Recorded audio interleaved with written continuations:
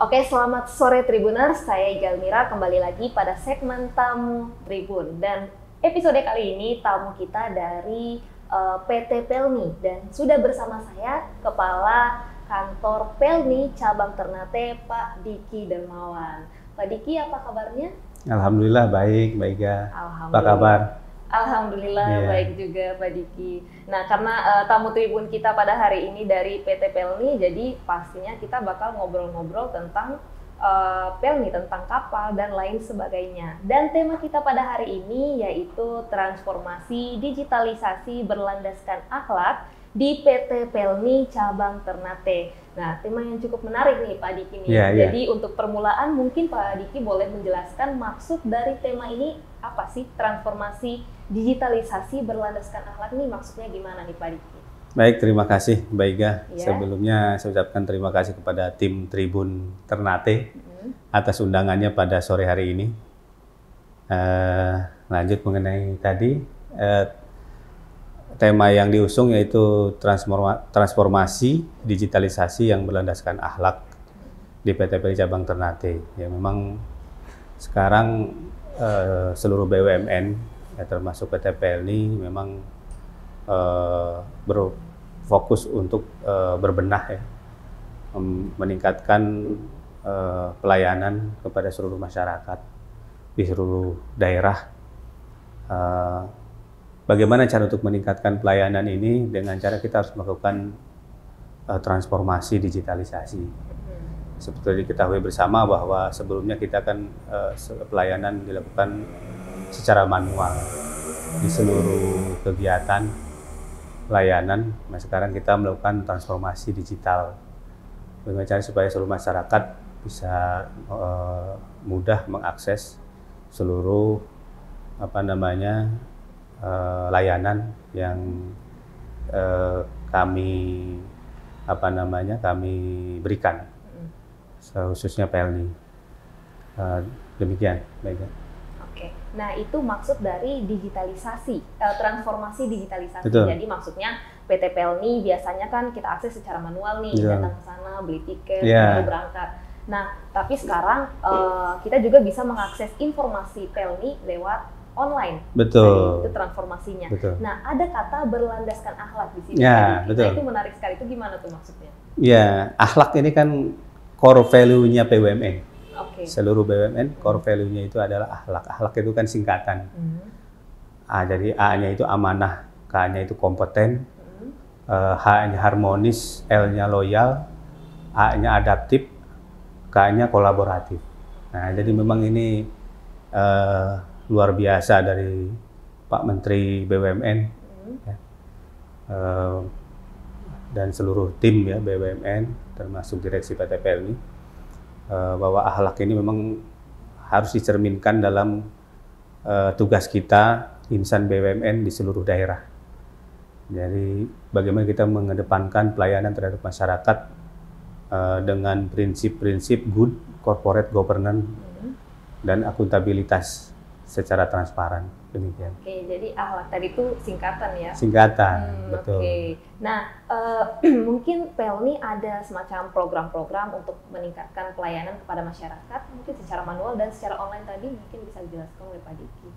Ya betul, seperti yang saya sampaikan sebelumnya, kita sudah melakukan transformasi digitalisasi ya, secara masif di seluruh layanan, baik itu layanan penumpang, kemudian layanan barang, termasuk juga layanan-layanan lainnya seperti layanan penyewaan aset, layanan keagenan, kemudian juga ada booking reservasi hotel yang dikelola oleh PT Pelni. Jadi memang kita melakukan hal-hal seperti itu supaya bisa mempermudah masyarakat mengakses informasi dan juga layanan. Salah satunya yaitu meluncurkan mobile Pelni yang bisa diunduh dari Google Play dan App Store, betul. Jadi bisa diunduh, di situ sudah lengkap dari mulai layanan pembelian tiket secara online, kemudian juga untuk pengiriman barang, kemudian juga layanan keagenan kapal, kemudian juga penyewaan aset-aset Pelni di seluruh daerah, dan apabila ada yang bepergian mungkin ke daerah Puncak di Bogor, kita punya hotel di sana yang dikelola oleh Pelni, yaitu Hotel Bahtera. Bisa direservasi juga langsung secara online lewat mobile Pelni. Betul. Okay. Dan di samping itu pun ada layanan-layanan lain, misalkan bisa lewat akses call center Pelni 021162, lewat WhatsApp 081116216162. Kemudian juga bisa pembelian tiket bisa lewat gerai pembelian seperti misalkan Alfamart, Indomaret, gitu kan. Lewat travel agent resmi, dan bisa langsung juga ke kantor cabang. Oke, jadi sekarang masyarakat akses beli tiket Pelni udah banyak banget ya. Betul. Jadi bukan cuma datang ke kantor terus beli gitu. Iya. Jadi bisa juga di booking secara online. Bisa. Berarti betul. bisa booking jauh-jauh hari dong. Bisa. Jadi kita sudah melakukan akses penjualan tiket itu 1 bulan sebelum keberangkatan kapal. 1 bulan? Betul, jadi sudah bisa diakses secara online, dan nanti pada saat hari H bisa melakukan boarding, ya. Dapat nanti check-in, seperti halnya dengan di bandara, iya, seperti pesawat. Seperti itu ya, lebih kurang transformasi digitalisasi yang sekarang sudah dikembangkan oleh PT Pelni. Ini udah berapa lama nih Pak Diki kalau boleh tahu? Kita sudah melakukan transformasi itu dari 2 tahun sebelumnya. 2 tahun. Nah, kita tetap melakukan penyempurnaan, perbaikan, dan semuanya mudah-mudahan juga sudah bisa pada tahun ini sudah bisa ke seluruh pelayanan ini bisa dilayani secara digital, secara online. Oke. Nah, jadi kita bisa pesan tiket atau kita bisa booking tiket jauh-jauh hari nih kan ya Pak Diki? Betul. Tapi bisa mungkin ada kemungkinan sudah di booking tapi berubah pikiran nih. Nggak bisa nih berangkat hari ini nih, mau ditunda atau gimana. Nah, itu adakah sistem refund? Mungkin kita batalkan, terus gimana tuh uang tiket dan lain sebagainya tuh? Betul. Sistemnya itu kayak gimana Pak? Pembatalan tiket bisa dilaksanakan ya, bisa dilakukan selama tiket belum boarding. Jadi kalau sudah boarding memang tidak bisa dibatalkan, tidak bisa refund. Dan refund ini juga bisa dikembalikan 50%. 50% dari setengahnya saja. Gitu, jadi seperti itu ya, SOP. Nah, itu untuk online ya. Jadi kalau secara online kita bisa terima informasi secara digital sekarang ini, terus kita juga bisa booking tiket jauh-jauh hari udah kayak pesawat. Betul. Jadi nanti baru kita boarding, baru berangkat lah, istilahnya kayak gitu. Betul. Nah, kalau untuk masyarakat yang masih pesan tiket langsung secara manual, untuk saat ini pelayanan di loket fasilitasnya kayak gimana tuh Pak? Ya kita sekarang untuk di loket juga kita melakukan perbaikan fasilitas ya. Bagaimana supaya loket juga kita bisa layani dengan penambahan atau penyesuaian, misalkan jumlah loket yang disediakan disesuaikan juga dengan kondisi yang ada. Seperti misalkan kondisi low season kita siapkan 2 loket. Untuk kondisi peak season kita akan tambah bisa sampai 3 sampai dengan 4 loket. Itu apa tuh Pak tadi tuh low season sama? Low peak season maksudnya low season itu kegiatan atau pelayanan kapal pada masa-masa tidak musimnya rame ya, tidak musim liburan, tidak musim Natalan, tidak musim Lebaran. Kayak hari kerja lah istilahnya. Ya betul. Kalau high season kan atau peak season ini kan masa-masa ramai. Nah, kegiatan peak season itu kegiatan biasanya pas menjelang Hari Raya Idul Fitri, terus juga menjelang Natal dan Tahun Baru. Nah itu masuknya di masa peak season ya. Gitu. Jadi kita sesuaikan untuk layanan. Namun demikian tetap kita akan layani dengan sebaik-baiknya. Kondisinya ya yang saya sampaikan, tetap kita melakukan transformasi secara terus-menerus. Kita akan evaluasi untuk perbaikan-perbaikan ke depan. Nah itu berkaitan mengenai pembukingan tiket, mengenai cara untuk sistemnya lah, pelayanan di loket dan juga secara online. Nah sekarang gimana tuh Pak kolaborasi antara PT Pelni dengan instansi terkait seperti KSOP dan Pelindo, itu kolaborasinya untuk saat ini seperti apa tuh Pak? Alhamdulillah untuk di Ternate sendiri, kolaborasi atau sinergi instansi terkait di pelabuhan, saya nilai sangat baik ya. Semuanya sudah ikut secara bersama-sama,